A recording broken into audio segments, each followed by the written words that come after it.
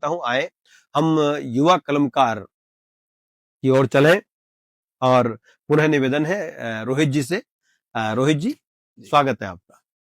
तो एक कविता लिखी थी महाराणा प्रताप पर। हाँ, महाराणा प्रताप अपने आप में एक ऐसा सूर्य सम, मेवाड़ का सूर्य मेवाड़, जो पूरे संपूर्ण विश्व के अंदर जिनका नाम लेते ही अंतस जो उर्मिया है, हिंदुआ सूरज, मेवाड़ रतन, प्रातः शिरोमणि, वीर शिरोमणि महाराणा प्रताप जी को कोटि कोटि नमन वंदन।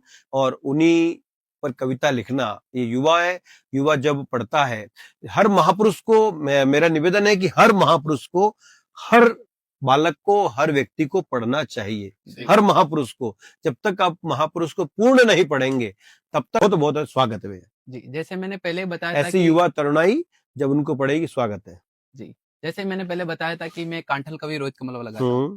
तो कांठल क्षेत्र यानी प्रतापगढ़ क्षेत्र, और प्रतापगढ़ यानी मेवाड़ क्षेत्र, मेवाड़। हाँ, तो फिर अगर मैं महाराणा प्रताप या वीर शिरोमणि महाराणा प्रताप पर कविता नहीं लिखूं, हाँ, तो धिक्कार है मेरे से एक कवि जीवन पर। स्वागत। कविता लिखी थी कि जिनकी शौर्य की गाथा, जिनकी शौर्य की गाथा ये जग गाता हो, उनकी याद दिलाने आया हूँ।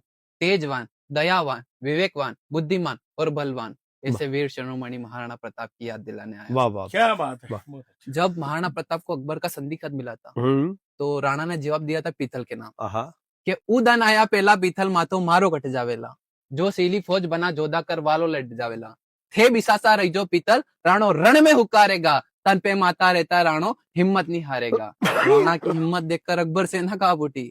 ऐसे में प्रताप सेना यह बोल उठी कि मन में मानवता का संदेश लिए, हृदय में शौर्यता की आग लिए, चेतक जैसा मित्र लिए और मातृभूमि की रक्षा का संकल्प लिए, मन में आत्मविश्वास लिए और मस्तक पर स्वाभिमान लिए, अब टूट पड़े महाराणा रण में रजपूती तलवार लिए।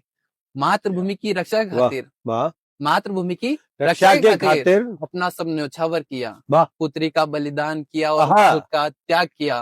तब राणा पूंजा भिलो ने उनको भी ये वचन दे दिया कि मर जाएंगे मिट जाएंगे पर इतिहास हम रचा देंगे, मातृभूमि की रक्षा खातिर अपना सब न्योछावर कर देंगे। अब मातृभूमि की रक्षा का प्रण लिए, राणा टूट पड़े थे मस्तक पर स्वाभिमान लिए। वो अपने वहां पर युद्ध का माहौल कैसा होता है वो बताता हूं। पूरब पश्चिम उत्तर दक्षिण वो चारों भुजाएं लड़ती थी, मुगलों की छाती में वो नंगी तलवारें घुसती थी, जहिमल के वार से जो बचता कल्ला जी उसे निगल जाते थे, मेवाड़ी सूरत के तब से मुगलों के मुख जाते थे। अरे वो धड़ से लड़कर स्वाभिमान बचाने निकले थे, रणभूमि में ये दिखा दिया कि मेवाड़ी गौरव और गुमान क्या होता है, राजपूतों का बलिदान और स्वाभिमान क्या होता है। जिस धरा ने उसे सिंह को जन्म दिया उस मेवाड़ की जय बोलो, अब दोनों हाथ उठा महाराणा प्रताप की जय बोलो, महाराणा प्रताप की जय बोलो। बहुत बहुत अब दोनों हाथ उठाकर महाराणा प्रताप की जय बोलो।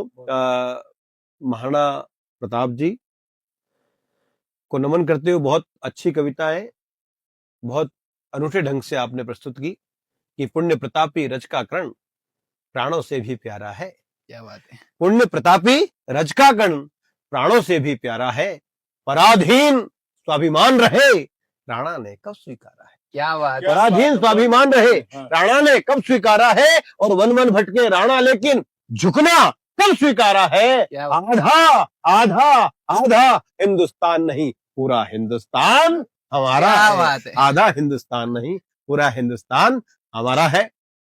मातृभूमि के लिए अपना सब कुछ अर्पण करने वाले वीर शिरोमणि महाराणा प्रताप सदैव पूजनीय है और सदैव हमारी प्रेरणा है। कोटि कोटि वंदन नमन। लीजिए, पुनः निवेदन करना चाहता हूं आदरणीय रमेश जी सर।